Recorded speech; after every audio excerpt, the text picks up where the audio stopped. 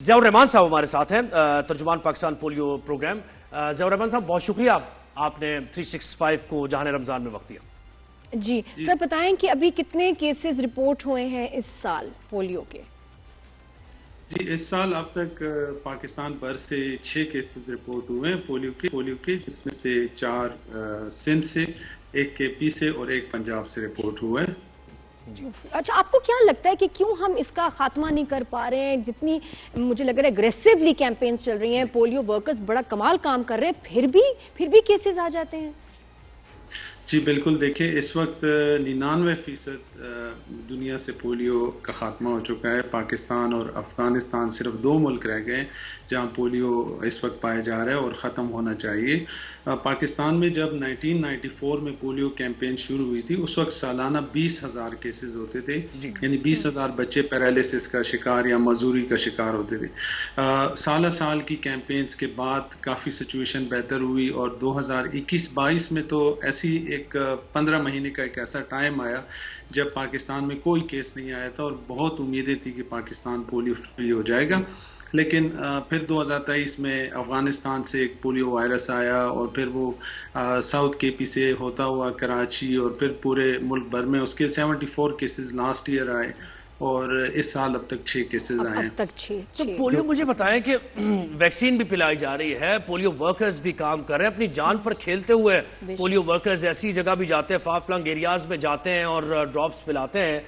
ये जो बलूचिस्तान की हम सूरत हाल अभी हमें नजर आ रही है कि 5 डिस्ट्रिक्ट ऐसे हैं जहां पर, तो क्या वहां कैंपेन नहीं हो सकी या वहां सूरत हाल ऐसी रेजिस्ट किया लोगों ने? बिल्कुल, इस पर बताइए। उनको कोई ब्रेन वॉश कर रहा है, क्या मसला है वहां?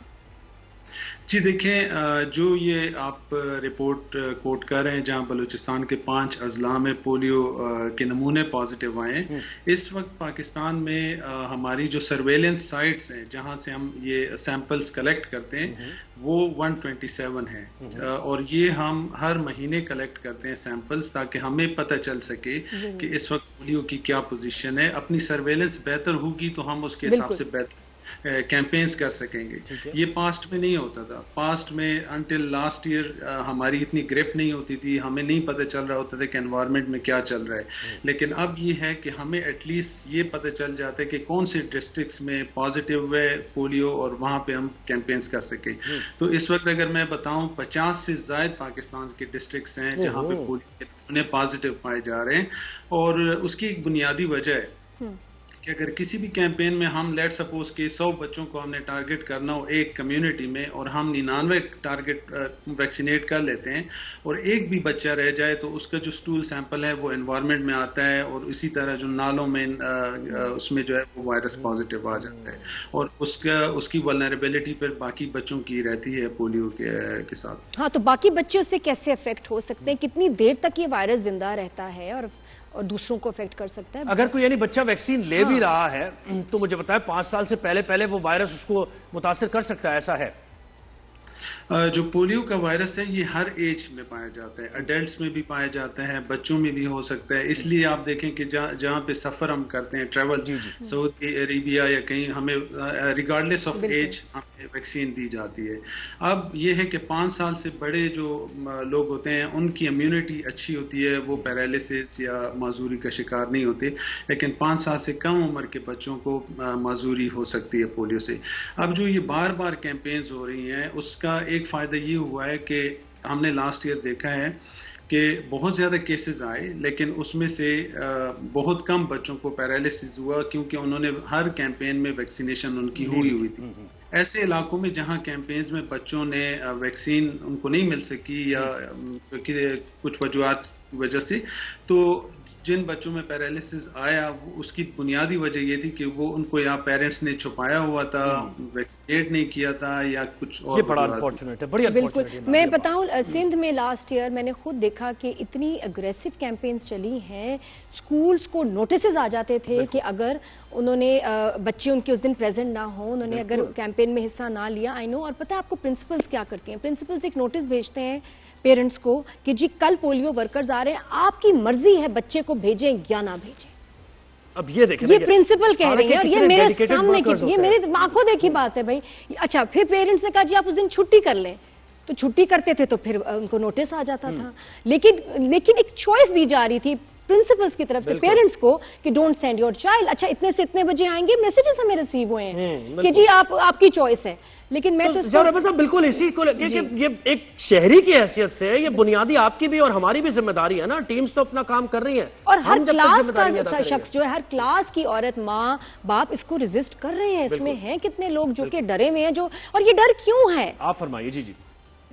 جی اس میں دیکھیں اب پروگرام نے ان ساری وجوہات کو دیکھتے ہوئے ایک تو مس چلڈرن, جو بچے مس ہوتے ہیں ان کا ڈیٹا ڈیجیٹائز کرنا شروع کر دیا ہے. اب ہمیں یہ پتہ چل رہا ہے کہ کس گلی محلے میں کون سا بچہ مس ہو رہا ہے, اور وہ پریویس کیمپین میں اگر مس ہوا ہے تو اس کے اوپر فالو اپ ہوتا ہے, اور مطلب یہ ریگولر ایک پروسیس ہے.